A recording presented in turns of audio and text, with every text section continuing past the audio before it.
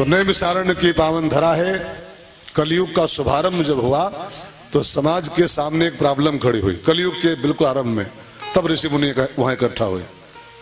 समस्या क्या थी कलिकाल के लोगों की कि कलिकाल के लोगों के पास सब कुछ होगा लेकिन समय नहीं होगा। सब होगा, समय नहीं होगा। खुराफात का समय होगा लेकिन अपने कल्याण पे समय नहीं होगा। अभी आप देखो, कई लोग बैठ के दोपहर में 12 बजे बैठ जाते हैं खाना खा के कहीं बिरवा की छाई में, और लेके वो गड्डी और पूरे 5 बजे तक, 12 से 5 5 बजे चाय का टाइम होता तब उठते हैं कि अब चलो, अब ताश हो गए, अब चाय पी जाए। 5 घंटे वहां बैठ सकते हैं पेड़ की छाया में, लेकिन उनसे कहो कि 3 घंटे यहां बैठ जावा करके तो कूद पड़ जाए। अरे वो वहां 3 घंटा हम कहाँ बैठ पाते हैं, बैठे नहीं पाते हैं।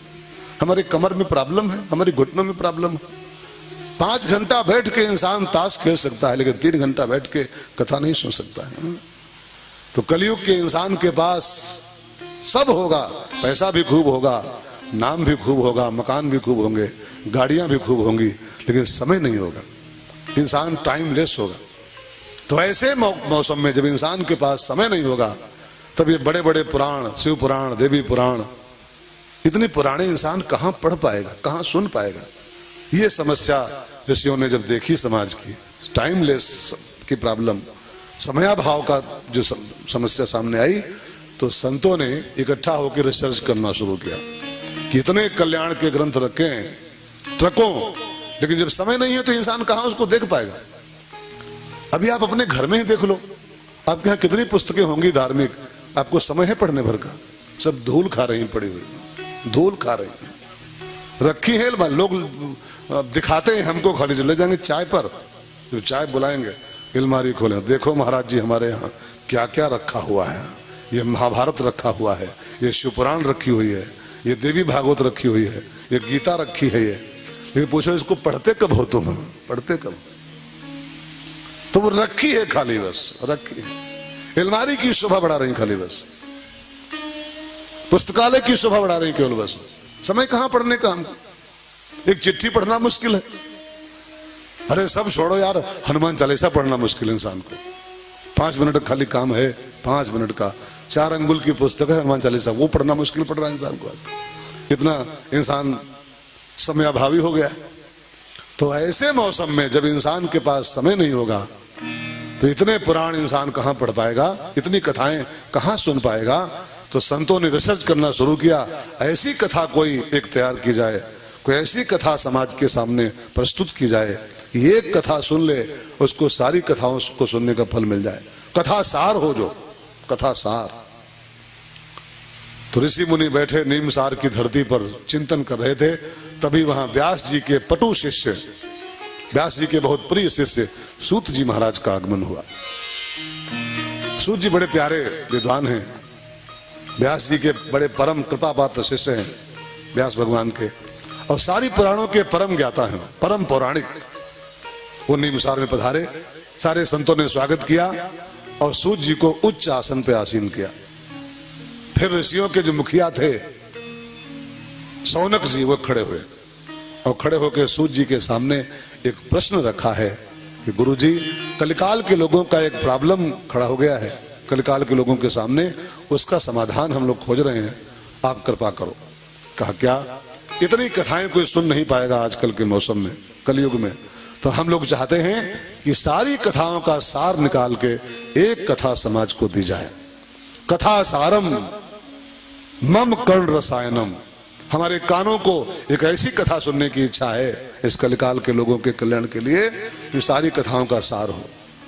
और जब सौनक जी ने प्रश्न पूछा तो सूत जी मुस्काते मुस्काते बोले, ऋषियों, तुम लोगों ने कलयुग के प्राणियों के कल्याण के लिए बहुत सुंदर ये चिंतन शिविर इकट्ठा किया है, चिंतन शिविर का आयोजन किया है।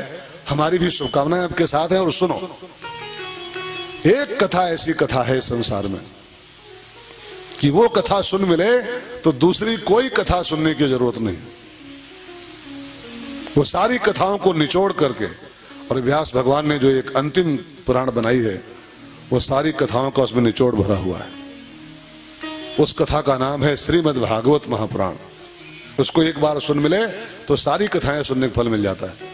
और आप इसको हल्के मत लेना, ये सत्य है, सत्य है।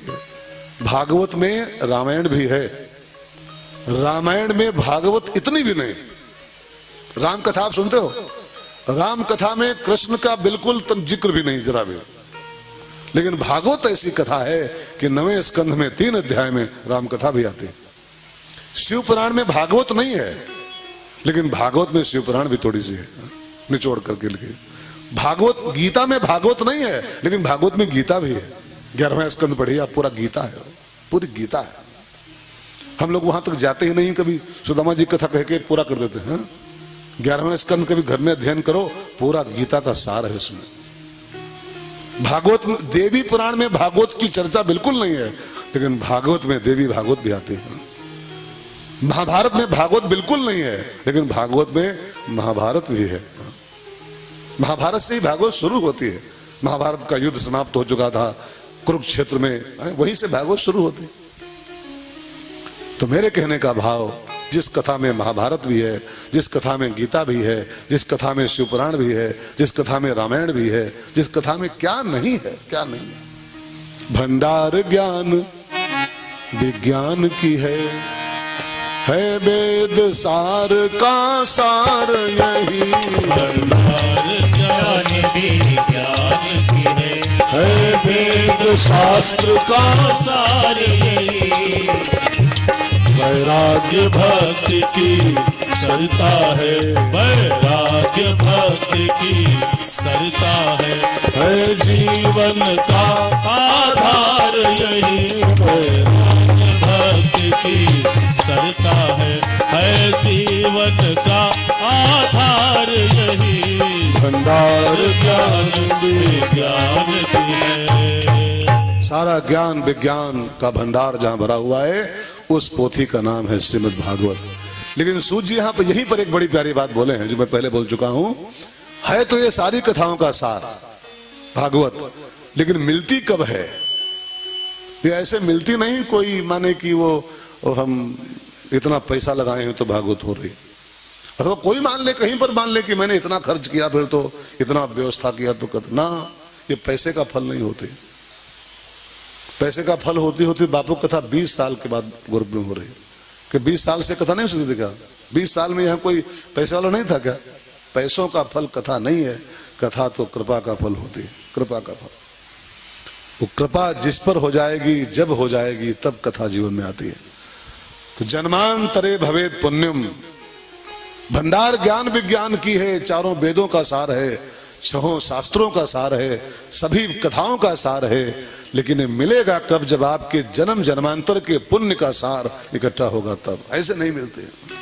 कई का तो पूरा जीवन बीत जाता, नहीं मिलते, जीवन खत्म हो जाता है पूरा। और ये कथा तो ये कथा है, 5 शंख वाली कथा नहीं मिलती सुनने को, जिंदगी में कबू नहीं करा पाते। हाँ? सोचते हैं खाली बस एक कथा कराओ, एक है 5 शंख वाली सत्यनारायण भगवान की, और मरते मरते मर जाते हैं, अरबों छोड़ जाते हैं, अरबों पीछे, अरबों रुपया। लेकिन भागवत तो कई दुर्भाग्यशाली लोग हैं, कई अभागे हैं, अरबों पीछे छोड़ जाते हैं। लेकिन भागवत तो भागवत है, रामायण तो रामायण है, 5 शंख वाली सत्यदेव वाली कथा भी नहीं सुन पाते हैं, क्योंकि पैसे का फल ही नहीं, पैसे का फल नहीं, ये कृपा का फल होती है, ये जन्म जन्मांतर के पुण्य का फल होती है।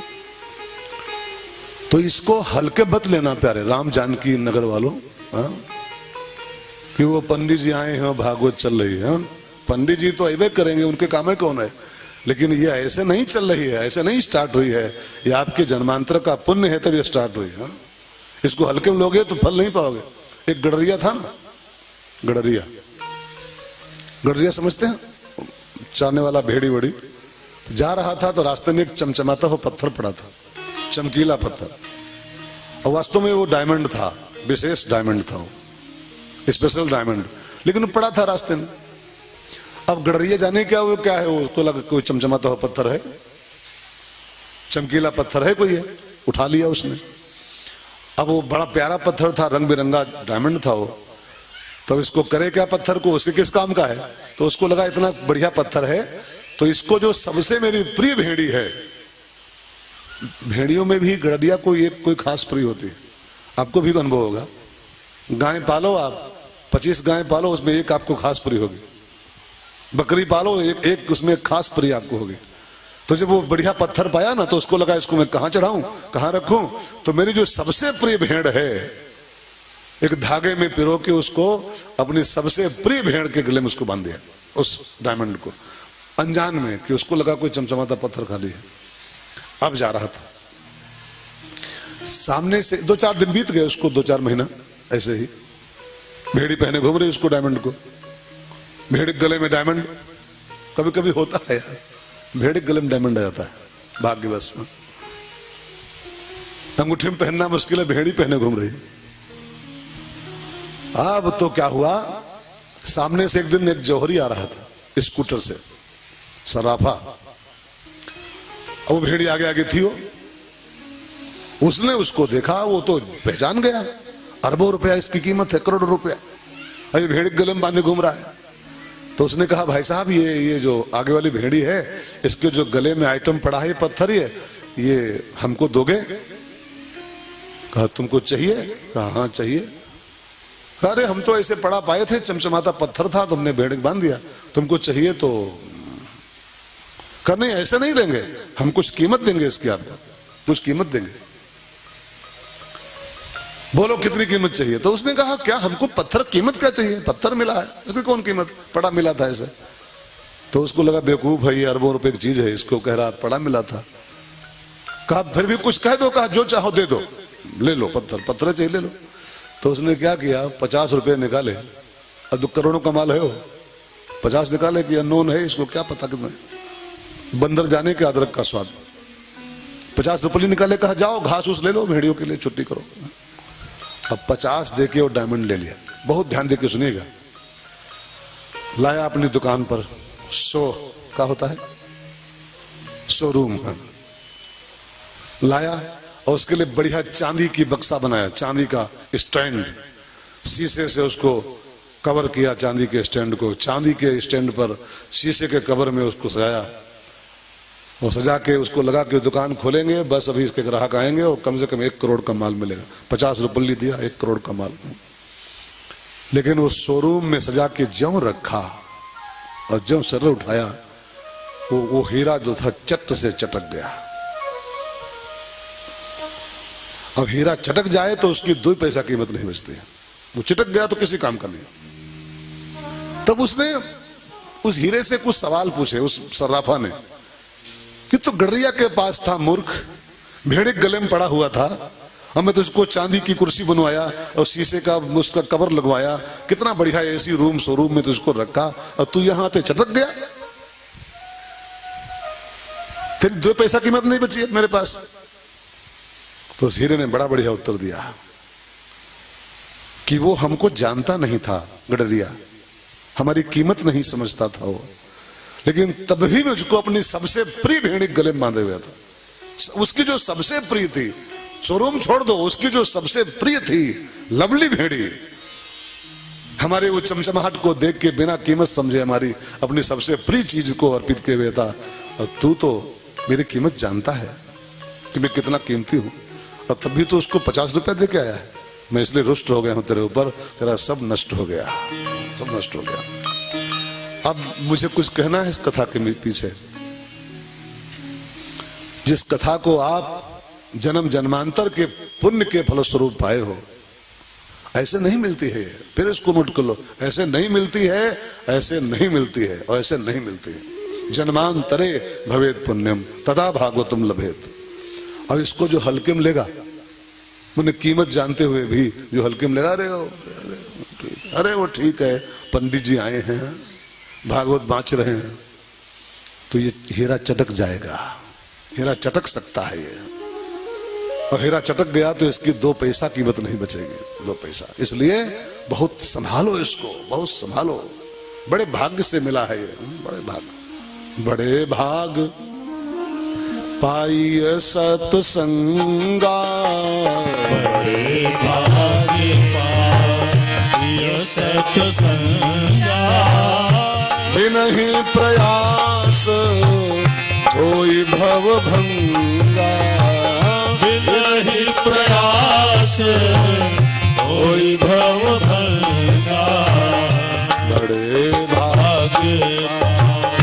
ये सत्संगा बड़े भागे ये सत्संगा।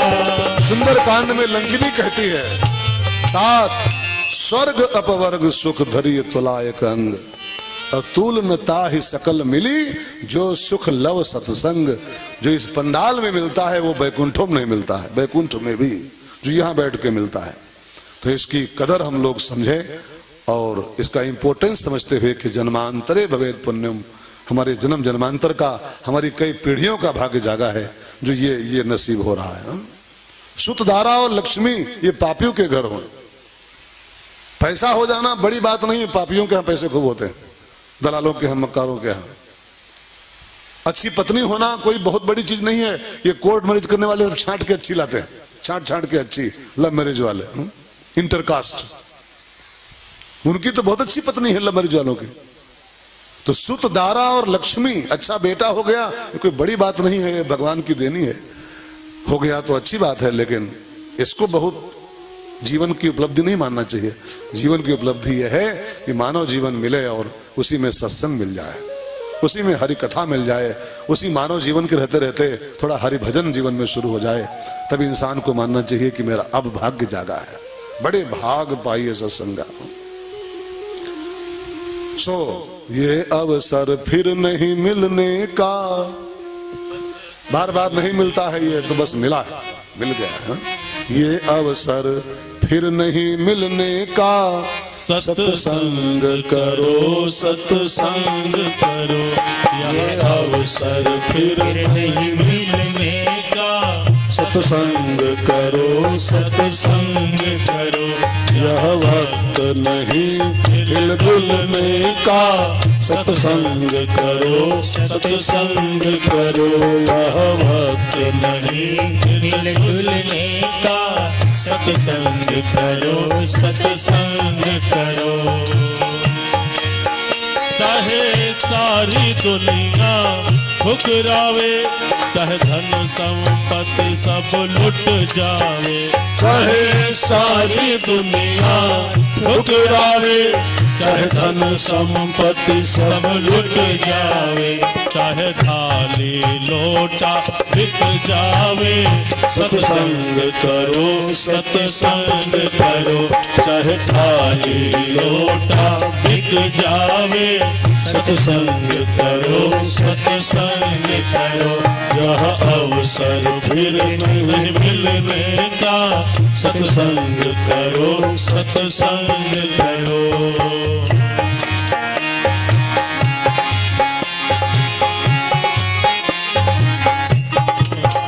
चाहे तन में अधिक बीमारी हो, प्रतिकूल चले नर नारी हो। चाहे तन में अधिक बीमारी हो, प्रतिकूल चले नर नारी हो। भाए नहीं बात हमारी हो, सत्संग करो सत्संग करो। भाए नहीं बात हमारी हो, सत्संग करो सत्संग करो। यह अवसर फिर नहीं मिलने का, सत्संग करो सत्संग करो। यह अवसर फिर नहीं मिलने का, सत्संग करो सत्संग करो।